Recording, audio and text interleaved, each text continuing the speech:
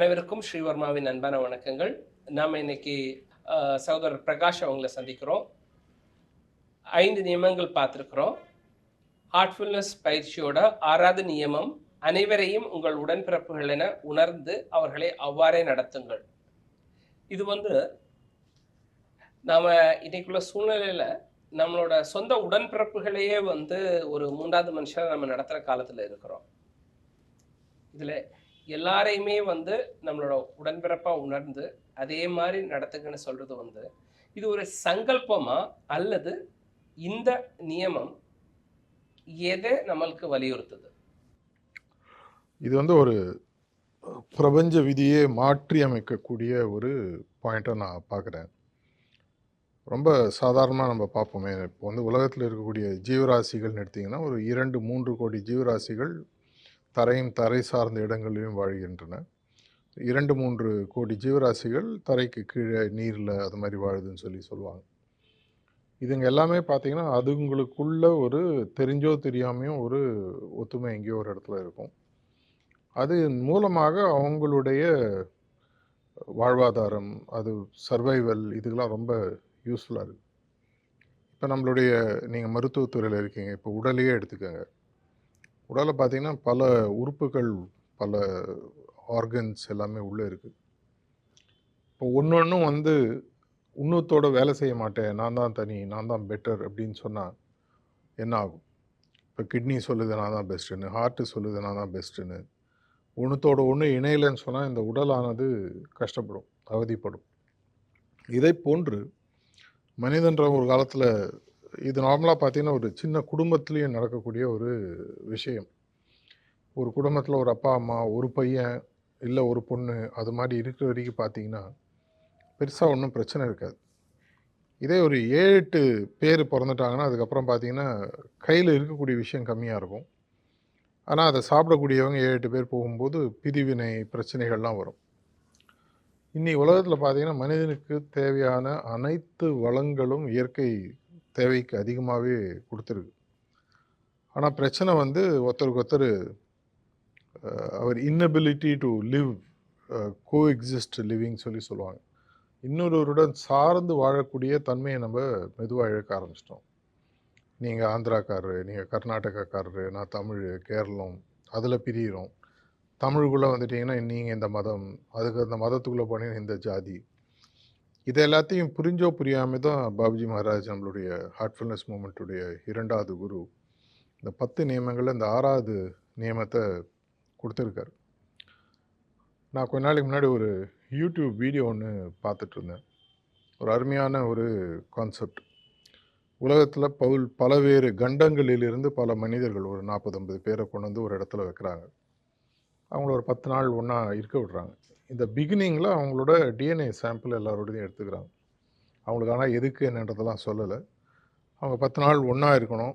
நம்மளுக்கு தான் big pass பார்க்குற மாதிரி அவங்க 10-20 நாள் ஒன்றா இருக்கணும். அவங்களுக்குள்ள பல பிரச்சனைகள், பல விஷயங்கள், ஸ்டார்டிங்கில் எப்படி மூவ் பண்ணுறாங்க, எப்படி பழகுறாங்க, எல்லாத்தையும் ரெக்கார்ட் பண்ணுறாங்க.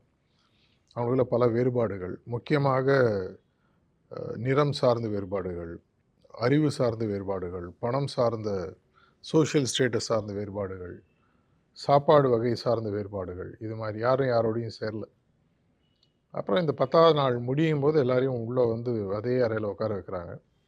உட்கார வச்சுட்டு அவங்களுடைய டிஎன்ஏ மேப்பிங் எடுத்து அனலைஸ் பண்ணி அவங்க 10 நாள் ஏற்கனவே செக் பண்ணிடுறாங்க. செக் பண்ணி முடித்தோன்னு எடுத்து பார்த்தீங்கன்னா ஆல்மோஸ்ட் ரூமில் இருக்கிறதுல 99% மக்கள் ஏதோ ஒரு காலத்தில் அவங்களுடைய மூதாதையர்கள் காலம் சார்ந்த காலத்தில் அவங்களாம் ரிலேஷனாக இருந்திருக்காங்க. இந்த மூதாதையர்கள் யாரோ ஒருத்தர் வேற ஒரு இனத்து பெண்ணையோ வேற ஒரு இனத்து ஆணையோ கல்யாணம் செஞ்சு அப்படியே போய் வேறு நாட்டில் செட்டில் ஆகி அதுக்கப்புறம் தான் அவங்களுக்கு புரியுது நம்ம வெளியில் காமிச்ச அத்தனை வெறுப்பு வேஸ்ட்டு, இவன் ஆக்சுவலாக என்னுடைய உறவு அப்படின்றது. இப்போ கிறிஸ்டியானிட்டியோட கான்செப்ட்லேயே எடுத்துக்கோங்களேன். ஆதாம் ஏவாள்லேருந்து எல்லாரும் பிறந்திருந்தாங்கன்னா நம்ம எல்லோரும் சகோதர சகோதரியாக தானே இருந்தாகணும்.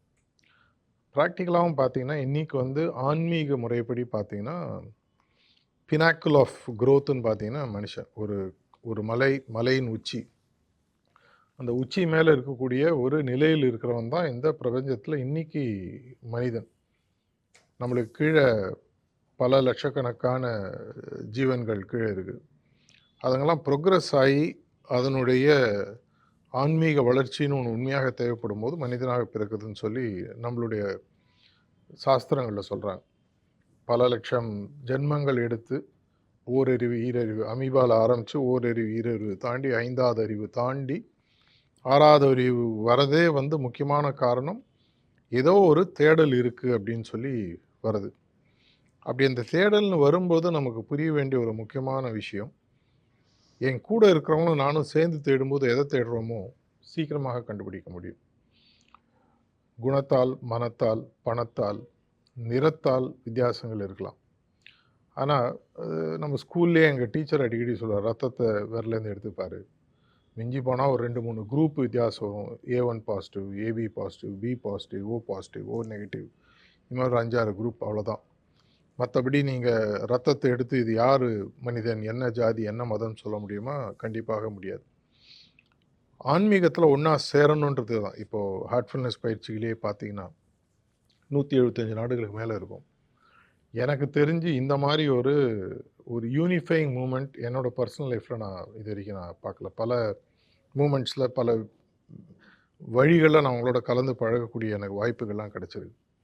இங்கே மட்டும் தான் பார்த்தீங்கன்னா நம்மளுடைய கானா சாந்திவனம் ஹைதராபாடாக இருக்கட்டும், இல்லை நம்மளுடைய மணப்பாக்கம் பாபுஜி மெமோரியல் ஆசிரமாக இருக்கட்டும், உலகத்தில் இருக்கக்கூடிய பல இடங்களில் நான் போய் தியானம் பண்ணியிருக்கேன்.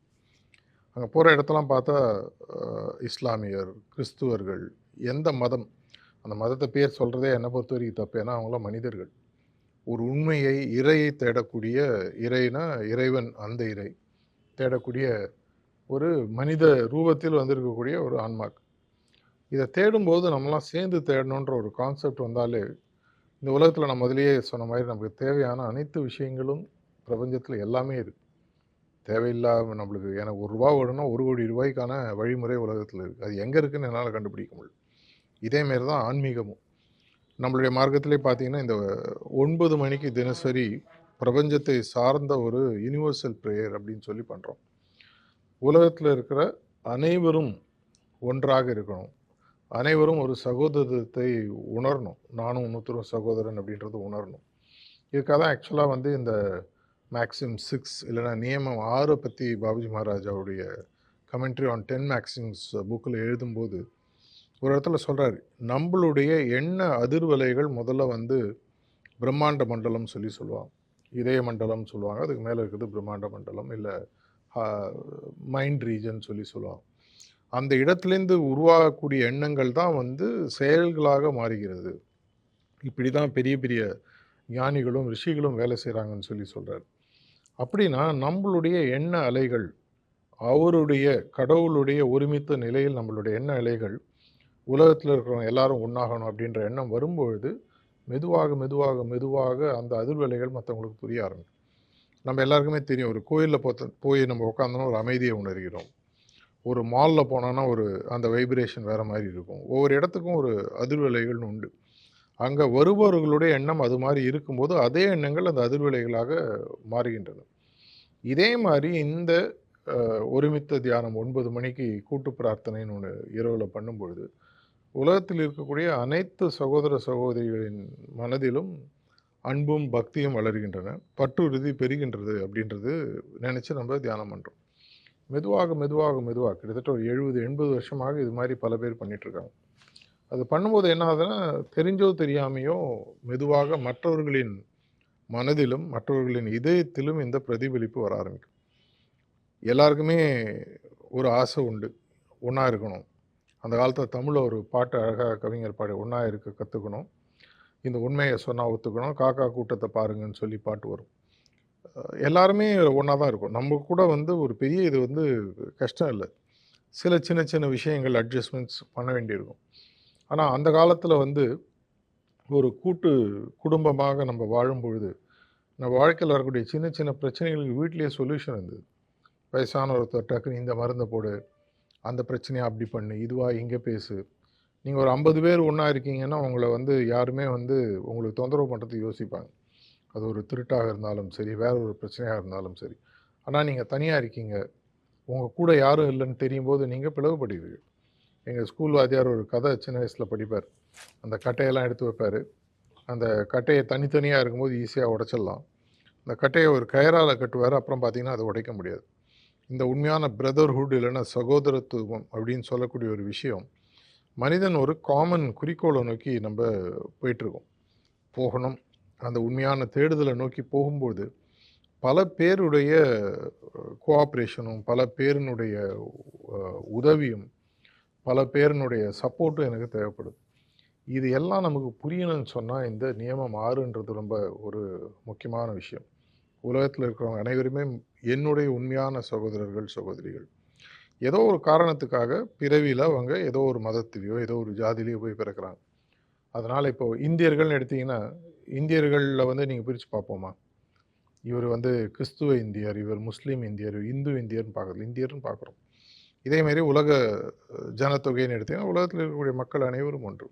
ஸோ எப்போ நம்மளுடைய மனதில் நிஜமாகவே எல்லாரும் நம்மளோட ஒன்றா இருக்கிறவங்க, என்னோட உண்மையான சகோதரன் அப்படின்றது என் கூட பிறந்தவங்க மட்டும் அல்ல, என்னை தாண்டிய, என்னுடைய குடும்பத்தை தாண்டிய, என்னுடைய சமூகத்தை தாண்டிய, என்னுடைய நாட்டை தாண்டிய, என்னுடைய பிரபஞ்சம் அளவுக்கு எல்லாருமே என்னோட ஆளுன்னு வரும்போது ஆட்டோமேட்டிக்காக நம்மளுடைய குறிக்கோளை நோக்கி போகிறதுன்றது வந்து இன்னும் சுலபமாகிறது. வாழ்க்கை இன்னும் சந்தோஷமாகிறது. இது என்னுடைய பர்சனல் லைஃப்லேயே நான் பார்த்துருக்கேன். இந்த ஒன் கிட் ஃபேமிலின்றதுல போய் பார்த்தீங்கன்னா, அவங்களுக்கு வந்து ஆக்சுவலாக வாழ்க்கையை வாழறது எப்படின்னே தெரியாத ஒரு நிலைமையில் இருப்பாங்க. பார்த்தீங்க எல்லாமே என்னோடது, பகிர்ந்து கொடுத்தல் அப்படின்ற ஒரு எண்ணம் கூட வராது. வீட்டில் ஒரு சாப்பாடு இருக்குன்னா சாப்பிடுவாங்க, பாக்கி இருக்கிறது தூக்கி கொட்டிடுவாங்க, யாருக்காவது கொடுக்கணுன்றது கூட தெரியாது. ஆனால் ஒன்றாக இருக்கும் பொழுது, ஒரே சகோதரன், ஒரே சகோதரின்ற உணர்வு வரும் பொழுது, நம்ம எல்லாருமே கடவுளின் குழந்தைகள்ன்றது உண்மையாக புரியும் பொழுது, இந்த ஆன்மீக வாழ்க்கைன்றது இன்னும் நம்மள வேகமாக நம்ம குறிக்கோளை நோக்கி அழைத்து செல்கிறது. நம்ம இப்போ எல்லாரையுமே சகோதரர்களாக நினைக்கிறோம். அப்படிங்கிறது ஒரு சங்கல்பமா அல்லது உண்மையாவே நம்ம மனப்பூர்வமா அதை உணரணும் அப்படின்னால் என்ன மாதிரியான பயிற்சிகள் இதுக்கு தேவையா இருக்கு? எல்லாமே வந்து ஒரு சங்கல்பத்தில் தான் ஆரம்பிக்கிறது. சங்கல்பம்ன்றது என்ன? எண்ணம் ப்ளஸ் மனோசக்தி. Thought plus will power become சங்கல்பான்னு சொல்லி எங்களுடைய குருநாதர்கள் சொல்லுவாங்க. எனக்கு முதல்ல ஒரு எண்ணம் இருக்கணும். அந்த எண்ணம் என்னுடைய மனோசக்தியின் மூலமாக முழுதாக அது உண்மையாக மாறுகிறதுன்ற ஒரு எண்ணத்தை நான் முதல்ல விதைக்கணும். அதாவது என்னுடைய குறிக்கோள் என்ன, அந்த குறிக்கோளை நோக்கி என்னுடைய எண்ண சக்தி என்னன்றதை நான் முடிவு பண்ணிக்கணும். இதை நீங்கள் பார்த்தீங்கன்னா, இந்த ஃபவுண்டேஷனல் பில்லர்ஸ் நம்ம திரும்பி ஹார்ட்ஃபுல்னஸ் மூமெண்ட்டில் சொல்கிறது பார்த்தீங்கன்னா, இந்த ஃபவுண்டேஷனல் பில்லர்ஸ்ன்னு எடுத்திங்கன்னா, தியானம், சுத்திகரிப்பு, பிரார்த்தனை. தியானத்தில் என்ன ஆகுது? என்னுடைய சங்கல்ப சக்தி ஜாஸ்தியாக ஆரம்பிக்குது. எப்படி சங்கல்ப சக்தி ஜாஸ்தி ஆகுது? என்னுடைய ஒரே ஒரு எண்ணத்தில் என்னால் ஒரு எண்ணத்தை ஃபோக்கஸ்டாக வைக்க முடியுது. அந்த எண்ணத்தை தாண்டி என்னோடய எண்ணம் எங்கேயும் போகிறதில்ல. இப்போ நான் எங்கே போனாலும் என்னோடய வைப்ரேட்டரி ஃபோர்ஸுன்றது வந்து என்னுடைய பார்க்குறவங்க, உலகத்தில் என் கூட இருக்கிறவங்க, இனிமேல் பிறக்க போகிறவங்க எல்லாருமே என்னுடைய உடன்பிறப்புகள், என்னுடைய சகோதர சகோதரிகள்ன்ற எண்ணம் என்னுடைய மனதில் ஒருமித்த கருத்தாக இருக்கும் பொழுது அந்த எண்ணம் எனக்கு வேறுபடுவதில்லை. அந்த ஸ்ட்ரென்த்தை எனக்கு தியானம்ன்றது கொடுக்குது. நம்ம முன்னாடி ஒரு இடத்துல பார்த்த மாதிரி, தியானம் என்பது ஒரே ஒரு எண்ணத்தை தொடர்ச்சியாக வைத்துக் கொள்ளுதல். இது பல டெஃபினேஷனில் இது ஒரு டெஃபினேஷன் நம்ம பார்த்தோம். இதே மாதிரி இந்த சுத்திகரிப்புன்றதும் நமக்கு யூஸ்ஃபுல்லாக இருக்கும். நம்ம இந்த எண்ணத்தை வச்சுட்டு இருக்கும்போது மற்றவங்க அதே மாதிரி எல்லாரும் நடப்பாங்களான்னு பார்த்தீங்கன்னா சான்ஸ் இல்லை. நடக்கலாம், நடக்காமல் இருக்கலாம். அப்போது என்ன ஆகும் உங்களுக்கு? என்னுடைய மனதில் ஏதோ ஒரு எதிர்பார்ப்பு உருவாக்கியிருக்கு, இவர் இன்னார் இது மாதிரி நடப்பாருன்னு சொல்லிட்டு. ஏதோ ஒரு காரணத்தினால் அது மாதிரி நடக்கலை. எனக்கு மனதில் அழுத்தம், மன வருத்தம், உளைச்சல்கள். இந்த ஆளை நான் நம்பி இவ்வளோ பண்ணேனே, என்னை இப்படி ஏமாற்றிட்டாரு, இவர் என் சகோதரராக கருதினேனே, என்னை இவர் இன்னும் கவனிக்காமல் விட்டாரு அப்படின்ற எண்ணம் வரும். இந்த எண்ணத்தின் பதிவுகள் நம்மளுடைய மனதில் இறுக்கமாக அமர்வதற்கு முன்னால் அன்றைக்கி சாயங்காலமே இதை எடுத்துடுறோம். அப்போ என்ன ஆகுது? ஒரு குழந்தை ஸ்கூலுக்கு போய் படிக்குது, ஸ்லேட்டில் அன்றைக்கி தேவையான விஷயங்களை சொல்லிக் கொடுக்குறாங்க. அந்த ஸ்லேட்டில் இருக்கிற விஷயம் புரிஞ்சோன்னா ஸ்லேட் அழிச்சிட்டு அதே ஸ்லேட்டு தான் மறுநாள் யூஸ் பண்ணுறாங்க. அஃப்கோர்ஸ் இன்றைக்கி நோட் புக் வந்துடுச்சு, எல்லாம் வேறு விஷயம். இருந்தாலும் எனக்கு என் கூட இருப்பவர்கள் செய்யக்கூடிய சிறு சிறு தவறுகள்னாலேயோ பிரச்சனைகள்னாலேயோ என்னால் இந்த உலகத்தில் இருக்கக்கூடிய பெரிய பெரிய நாட்டுகள் நடுவில் வரக்கூடிய சண்டைகள் கூட பாருங்களேன், 2 பக்கத்தில் இருக்கிற ஒரே மதத்தை சார்ந்தவங்களாக இருப்பாங்க. இருந்தாலும் அவங்களுக்குள்ள சண்டை. எல்லாருமே ஒரு தாய் மக்கள், ஒரே கடவுளின் குழந்தைகள்னு சொன்னால் எனக்கு எதனால் மற்றவங்களோட சண்டை வரும்? எங்களோட குருநாதர் ஒரு தடவை இதை பற்றி ரொம்ப அழகாக சொல்லியிருக்கார். தவறான பாதையில் போகிறவங்களுடைய பிரதர்ஹுட் ரொம்ப ஸ்ட்ராங்காக இருக்குது. மற்றவங்களுக்கு ஈஸியாக சகோதரன் எடுத்துக்கிறாங்க. திருடுறவனாக இருக்கட்டும், நம்மளில் கூட்டுக்களவாணின்னு சொல்லுவாங்க. திருடுறவங்க பார்த்தீங்கன்னா இந்தந்த ஏரியாவில் இங்கே எங்கே திருட்டு இருக்குது அப்படின்றத போய் ஷேர் பண்ணுவான். நீ இந்த ஏரியாவில் போய் திருடு, நான் இங்கே போய் திருடுறேன். இதே மாதிரி கொலை செய்பவர்கள், இல்லை தீவிரவாதிகள், தீவிரவாத இயக்கங்கள், இன்டெல் இல்லை அறிவு சார்ந்த விஷயங்கள் பார்த்தீங்கன்னா ஃப்ரீயாக ஷேர் பண்ணுவாங்க. அவங்களுக்குள்ள ஒரு அன்ரிட்டர்ன் கோட் ஆஃப் ஒரு கான்டாக்ட் இருக்கும். நம்மளுக்குள்ள ஒருத்தர் அட்ஜஸ்ட் பண்ணிக்கலாம். பைரேட்ஸ் எடுங்க, ஹைசியில் பைரேசி நடக்குது, கப்பலை நிறுத்தி விஷயங்களை திருடுறாங்க. அதெல்லாம் பார்த்தீங்கன்னா அவங்களுக்குள்ள க்ளீனாக இருக்கும். இந்த இடத்துல இந்த இடம் வரைக்கும் நான் திருடுறேன், இதுக்கப்புறம் நீ திருடுன்னு சொல்லி வச்சுக்கிறாங்க. ஆனால் நல்ல விஷயத்தை நோக்கி போகக்கூடிய நல்ல மனிதர்களால் ஏன் சேர்ந்து இருக்க முடியலன்னு என்றைக்குமே அவர் ஒரு ஒரு ஒரு ஒரு வியக்கத்தக்க கேள்வியாகவே என் வாழ்க்கையில் இருக்குதுன்னு சொல்லுவார். ஒரு முறை இதை பற்றி அவர் பேசும்போது சொன்னார், இந்த ஹார்ட்ஃபுல்னஸ் மூமெண்ட்டில் பழகுபவர்களுக்கு கண்டிப்பாக ஒரு விஷயம் நன்றாக நடக்கணும் அப்படின்னு நான் பிரார்த்திக்கிறேன்னு சொன்னது, எல்லாரும் ஒன்றாக இருக்கணும். யூனிட்டின்னு சொல்லுவாங்க. ஆங்கிலத்தில் ஒரு பிரபலமான ஒரு வாக்கியம் பார்த்தீங்கன்னா யூனிட்டி இன் டைவர்சிட்டின்னு சொல்லுவாங்க. வேறுபட்ட எண்ணங்கள், வேறுபட்ட பாதைகள் இருப்பினும் ஒன்றாக ஒரு குறிக்கோளையோ ஒரு நோக்கத்தையோ நோக்கி செல்வது. இதை நோக்கி எடுத்துகிட்டு போகும்போது சில பிரச்சனைகள் வரும்போது ஒரு கைட்லைன் மாதிரியே சொன்னார். உனக்கும் இன்னொருத்தருக்கும் ஒரு பிரச்சனை, இதற்காக நீ உன் உயிரையே விட்டால் கூட அந்த பிரச்சனை சால்வ் ஆகணும், விட்டுடுன்னு சொல்லுவேன். இதற்கு நம்ம மகாபாரதத்தில் ஒரு கதை படித்தோம். இதை பற்றி நான் இன்னொரு இடத்துல கூட சொல்லியிருக்கேன். இருந்தாலும் மீண்டும் ஒரு முறை சொல்லுவது யூஸ்ஃபுல்லாக இருக்கும். எல்லாரும் இறந்துடுறாங்க, அனைவரும் மேல் லோகத்துக்கு போயிடுறாங்க. மற்றவர்கள்லாம் உடலை இழந்து விட்டு மேல் லோகத்துக்கு போகிறாங்க. தர்மருக்கு மட்டும் தன்னுடைய உடலுடன் மேல் லோகத்துக்கு போகிறதுக்கான வாய்ப்பு கிடைக்கிறது. அவர் அங்கே போகும்போது அவர் கூட அந்த நாய் வருகிறது. அதனால் நாயை அழிச்சிட்டு போகிறாரு. காவல்காரன் சொல்கிறான், நீங்கள் இந்த நாயை உள்ளே அழிச்சிட்டு போக முடியாது. அப்போ இல்லை, என்னோட நம்பிக்கையாக அந்த நாய் வந்திருக்கு, அதை நான் விட்டுட்டு போக மாட்டேன்னு சொல்லும்போது அதுக்கப்புறம் அந்த நாய் தர்ம தேவதையாக மாறுகிறது. அதுக்கப்புறம் உள்ளே போகும்போது பார்க்குறாரு, உள்ளே கீழ் உலகத்தில் இருக்கும்பொழுது கௌரவர்களுக்கும் பாண்டவர்களுக்கும் வரக்கூடிய சண்டையில் பெரிய அளவில் சண்டை வந்தது பார்த்திங்கன்னா பீமனுக்கும் துச்சாதனனுக்கும், பீமனுக்கும் துரியோதனனுக்கும். அவங்க உட்காந்து ஜாலியாக சிரிச்சுட்டு பேசிகிட்டு இருக்காங்க. அந்த பக்கம் தள்ளி போய் பார்க்குறாரு, கர்ணனும் அர்ஜுனனும் சிரித்து பேசிகிட்டு இருக்காங்க. இந்த பக்கம் போய் பார்த்தா யார் யாரெல்லாம் சண்டை போடுறாங்களோ எல்லோரும் உட்காந்து பேசிகிட்டு இருக்காங்க. துரோணரும் திருஷ்டத்யும்னனும் உட்காந்து பேசிகிட்டு இருக்காங்க. அவருக்கு இது பார்த்தோன்னா கோவம் வந்துடுது. எல்லாம் ஏன்ப்பா ஜாலியாக சிரித்து பேசிகிட்டு இருக்கீங்க, நம்ம அவ்வளோ கீழே சண்டை போட்டோமே. அப்போது அவருடைய தகப்பனார்னு கருதப்பட்ட தர்ம தேவதை திரும்பி வந்துட்டு அவருடைய உயிரை உடலிலிருந்து எடுத்ததுக்கு அப்புறமா அவரை ஒளி உலகத்துக்கு சொர்க்கம்னு சொல்லி வச்சுக்கோங்களேன் அழிச்சிட்டு போகிறாங்க. அந்த உடலை விட்டோன்னு தான் அவருக்கு புரியுது, இவ்வளோ நாளாக நம்ம வாழ்ந்த வாழ்க்கையை தவறு, அன்பு தான் வாழ்க்கை, அன்பு சார்ந்த வாழ்க்கை தான் உலகத்தில் இருக்கக்கூடிய அனைத்து பிரச்சனைகளையும் சால்வ் ஆகும். நீங்கள் கிறிஸ்துவ சமுதாயத்தை எடுத்து பாருங்கள், ஜீசஸ் கிரைஸ்ட் சொன்னது பார்த்தீங்கன்னா லவ் அண்ட் கம்பேஷன். நீங்கள் இஸ்லாமிய மார்க்கத்தை எடுத்து பார்த்தீங்கன்னா அவங்க சொல்கிறது பார்த்தீங்கன்னா பிரதர்ஹுட்ன்ற கான்செப்ட் தான் அவங்களும் சொல்கிறாங்க. நம்மளுடைய மார்க்கம், இந்து மார்க்கம், இந்த மாதிரி எடுத்து பார்த்தீங்கன்னா பக்தி, கடவுளின் மேல் பக்தி, எல்லாத்துலேயுமே ஒன்றிணைதல் அப்படின்ற ஒரு முக்கியமான விஷயம். ஆனால் நமக்கு இந்த அறிவு சார்ந்த பிரச்சனைகள்னால நம்ம இதயத்தை மூடி வச்சு மாட்டிக்கிறோம். ஹார்ட்ஃபுல்னஸ் மெடிடேஷனில் முக்கியமாக நடக்கக்கூடிய ஒரு விஷயம்னு பார்த்தீங்கன்னா நம்ம ஹார்ட் ஓப்பன் ஆக ஆரம்பிக்குது. உலகத்தில் இருக்கிறவங்க எல்லாரையுமே வெறும் ஒரு பணக்காரனாகவோ ஏழையாகவோ வேறு ஜாதி வேறு மதம் பார்க்க ஆரம்பிக்காமல் ஒரு மனிதனாக பார்க்கக்கூடிய பக்குவத்தை இந்த நியமம்ன்றது கொடுக்கறதா நான் பார்க்குறேன். நம்ம பயிற்சி அது ரொம்ப முக்கியமான ஒரு விஷயம். ஹார்ட்ஃபுல்னஸ் பயிற்சிகளும் இந்த நியமத்தோட சங்கல்பமும் சேர்ந்து தொடர்ந்து பண்ணும்போது ஒரு சகோதரத்துவம் வளரும், எல்லாருக்கும் ஒரு அமைதியான ஒரு வாழ்க்கை கிடைக்கும்னு சொல்லியிருக்கிறீங்க. இது எல்லாருக்கும் பயனுள்ளதாக இருக்கும்னு நம்புகிறேன். மீண்டும் இதே போன்ற ஒரு அடுத்த நிகழ்ச்சியில் நம்ம சந்திக்கிறோம். நன்றி, வணக்கம். தேங்க்யூ. நன்றி.